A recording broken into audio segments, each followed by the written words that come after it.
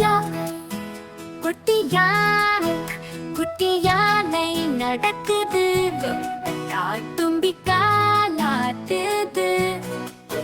கண்ணு மூடி குதிக்குது நீரில விளையாடுது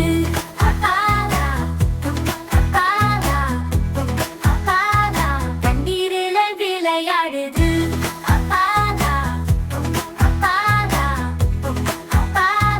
தண்ணீரில விளையாடுது